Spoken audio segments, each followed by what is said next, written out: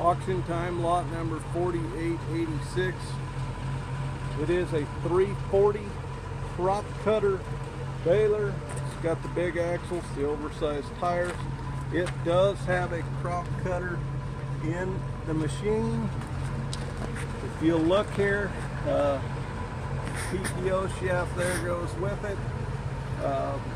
This pickup on this baler has seen some better days.